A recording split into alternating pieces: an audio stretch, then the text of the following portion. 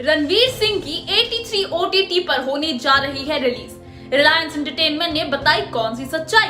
Film 83 release हुई थी, theatre बन जाएगा क्रिकेट स्टेडियम। किसने दिया ऐसा बयान? भारत के लिए ऐतिहासिक रहे 1983 के एक दिवसीय क्रिकेट विश्व कप पर आधारित फिल्म 83 अब तक आप देख चुके होते।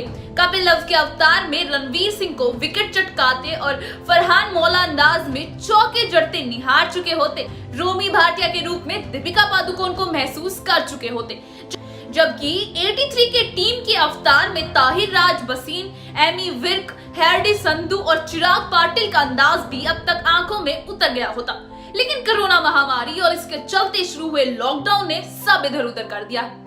ऐसे में कई अलग अलग जगहों से ऐसी खबरें आनी शुरू हो रही थी कि 83 को सीधे ओवर द टॉप यानी OTT अथवा डिजिटल प्लेटफॉर्म पर ही रिलीज किया जाएगा।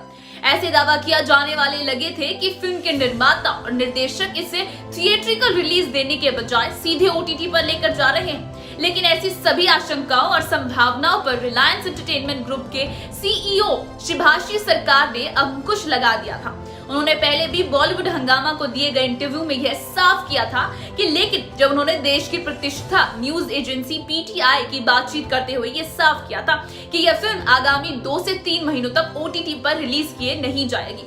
उन्होंने कहा, फिल्म मेकर्स फिलहाल इस दिशा में नहीं सोच रहे हैं। कम से कम 3 महीने तो बिल्कुल भी नहीं। उन बातों में कोई सच्चाई नहीं है जिनमें फिल्म के थिएट्रिकल रिलीज को लेकर कही जा रही है। अभी फिल्म के निर्माता और निर्देशक अगले कुछ महीनों तक इसके थिएटर में रिलीज किए जाने का इंतजार करेंगे। अगर आगामी महीनों में स्थिति नहीं सुधरती है तो आगे फैसला 2-3 महीनों बाद ही होगा। हम इसकी जल्दबाजी में नहीं हैं। हालांकि उन्होंने कहा, निश्चित तौर पर डिजिटल माध्यमों को लेकर चर्चा होना लाजमी है, लेकिन हमने फिल्म के सीधे OTT पर ले जाने को लेकर अब तक कोई चर्चा नहीं की है। इस विषय में कोई भी फैसला कम से कम 3 महीने बाद ही होगा। यह नहीं, उन्होंने यह भी बताया कि 83 फिल्म के लिए कुछ VFX का काम अभी भी बाकी है। अभी उस काम को पूरा किए जाना और उसके थिएट्रिकल रिलीज का इंतजार किया जाएगा। असल में ऐसी खबरें मिल रही थी कि फिल्म को OTT पर रिलीज किया जाने को लेकर 143 करोड़ रुपए का ऑफर मिला है। इसी के बाद ऐसी चर्चाएं होनी शुरू हो गई थी। साथ ही अब हाल फिलहाल में कहा कि फिल्म 83 अप्रैल में थिएटर में रिलीज करनी तय की गई है। जैसा हम देश भर में 15 अक्टूबर से थिएटर्स खुल गए हैं, ऐसे में सिनेमा घरों के मालिक और संचालक के सोच में पड़ गए हैं कि वे पहले कौन सी फिल्म अपने थिएटर में दिखाएं जो दर्शकों को उनके थिएटर तक कई हफ्तों तक खींच के ले आए। मालिकों की नजर सूर्यवंशी के साथ साथ 83 पर भी टिकी है। एक्टर ताहिर राज बसीन लंबे समय बाद पूरे भारत में सिनेमा हॉल खुलने से पहले उत्साहित है। ताहिर राज बसीन ने कबीर खान की फिल्म 83 में महान बल्लेबाज सुनील गावस्कर का रोल निभाया है। फिल्म के बारे में ताहिर ने बताया कि 83 को केवल थिएटर के बड़े पर्दे पर ही देखा जा सकता है। बसीर ने आगे कहा कि खुशी की बात है कि मल्टीप्लेक्स और उससे जुड़े अन्य क्षेत्रों के हजारों कर्मचारियों को कुछ राहत मिलेगी जो थिएटरों के खुलने पर किसी तरह से अपनी आजीविका चलाते थे।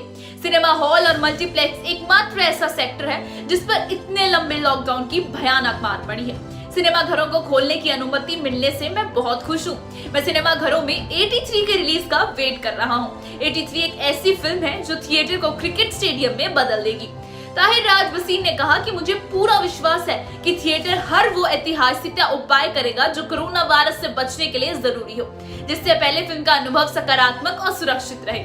उन्होंने लोगों से इस व्यवसाय का मुकाबला करने के लिए जिम्मेदार नागरिक बनने का रिक्वेस्ट किया है। ताहिर ने अपनी बात पर जोर देते हुए कहा, थिएटरों में फिल्म देखने से अधिक लोग उन सिक्योरिटी स्टैंड पर प्राथमिकता दें जिनका प्रयोग सिनेमा हॉल और उसमें बैठे दर्शकों द्वारा संयुक्त रूप से किया जाना बहुत आवश्यक है। उम्मीद करते हैं सुरक्षा को ध्यान में रखते हुए फिल्म की कमाई सिनेमा में ही की जाएगी। आज के लिए बस इतना ही, फिर मिलेंगे एक नई वीडियो के साथ। आज की हमारी स्क्रिप्ट लिखी है मनीषा जैन ने।